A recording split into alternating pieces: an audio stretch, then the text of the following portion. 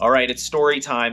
I want to tell you how in 1 year I turned my 5K pace into my 8K pace. So I was able to run about 5 miles at the same pace that I was able to run 3.1 miles. That's a pretty massive amount of improvement. And I think it's honestly capable, it's possible for so many of you. And I did it because I decided to get that much better. I decided to improve. And I've noticed that every single one of the major breakthroughs in performance that I've had in my running career is because I decided to have a breakthrough. I decided to do what I knew I needed to do to get to that next level. This really speaks to the value of making a conscious decision to become a better runner. Now, you probably have a list of 1, 2, maybe 3 things that you probably know you should be doing, but are not. Whether that is running more miles per week, consistently doing your strength training, adding in strides to your training program. Maybe you need to plan better and you tend to register for races only 1 or 2 months out and you never get the full amount of time that would be required to have a great race. Whatever it might be, I'm sure if you're very honest with yourself, you probably understand what you need to do. Now, I was in that position too at many points in my running career. So there was one point in my running career where I had one single season of cross country left. And cross country was my favorite season. I loved cross country. It was such a team-oriented sport that I just loved participating in. And I did really like the longer, more gritty nature of cross country compared to the more speed-oriented track and field. And even though it was my last season, I was worried that I wasn't even going to be able to make the varsity team as a college senior because we had a really deep team, a lot of talent, and I had always bounced around between the 5th, 6th, or 7th guy and realized that the incoming freshman class was more talented than I was, and I needed to do a lot of work to be able to make that varsity team. And that was the problem, because I know I needed a lot of work, but I also realized that I was very injury prone. And what I needed, the additional work, was going to put me at an even higher risk of injury. And so I made the decision to throw the kitchen sink at my personal risk for injuries. And I did a lot of things right leading in to that cross-country season. I did drills and strides, often barefoot, to build a little bit more foot and lower leg strength. I was more consistent with strength training and core work than I ever had been. And I did a lot of my training on hills, even going as far as doing a dedicated easy run on terrain where I was always running up and down. I just wanted to prepare myself for the demands of cross country, be able to build a little bit of extra strength on those hills. And the plan worked. I got into best shape of my life. I ran more miles than ever before. I was more consistent than ever before.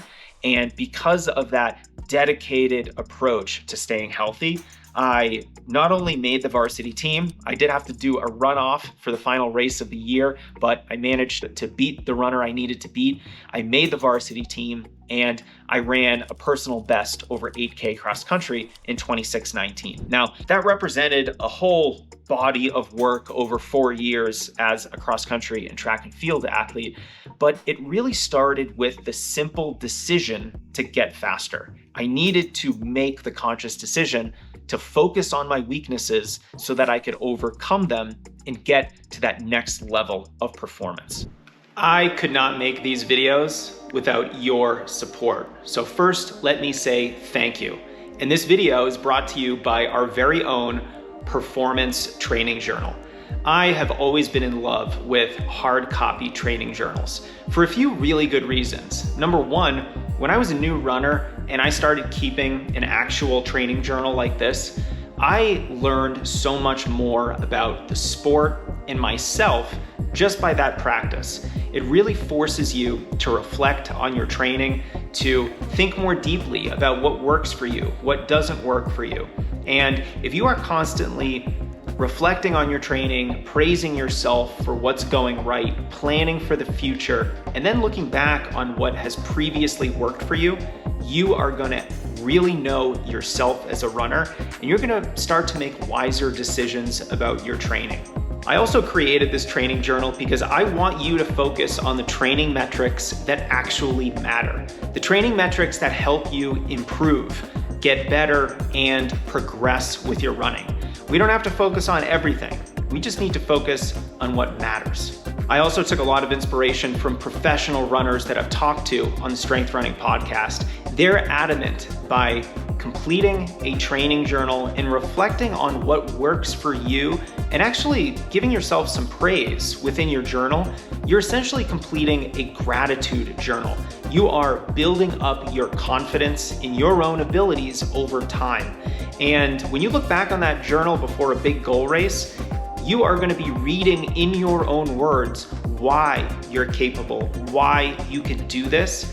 And I can think of nothing more confidence building than an act like that. So I hope you check out the new performance training journal. It is now available on Amazon. It debuted as the #4 new release in the running category, and I could not be more proud of it. So thank you again for subscribing to the Strength Running YouTube channel, and I hope you enjoy the performance training journal. Breakthroughs don't always happen just because you find that new training plan, or you read about a new workout in Runner's World, or you're just following that new video reel that you found on Instagram. It often happens because you make the conscious decision to have a breakthrough, because you already know what you should be doing. The amount of training advice, good training advice that now exists online is fantastic. And so a lot of runners kind of understand the basics of what they should be doing, but they may not be doing that. And so I want to encourage you, look back on your training log. I hope you're keeping a training log, and just be really honest with yourself. What are those things that you need to stop doing? What are those things that you need to start doing? What are those things that maybe you could tweak a little bit so that you're just getting a little bit of extra benefit from the things that you're already doing? Because if we're honest with ourselves, we all can be better runners if we made the decision to be better runners. Now, this big principle really speaks to the fact that a lot of our progress as athletes comes down to what's up here. It comes down to how we mentally approach the sport. And I want to help you build your mental toughness so that you have the mental toughness to stick to a long-term training plan, so that you have the mental toughness to get up out of bed at 5 a.m. some days when you have to, or to brave the cold when it's really freezing outside. There's so many examples of when you need mental toughness, both in the short term, right now, to finish that really hard workout, or in the long term. The mental toughness to stick to an injury rehab protocol for 6 to 8 weeks before you start running.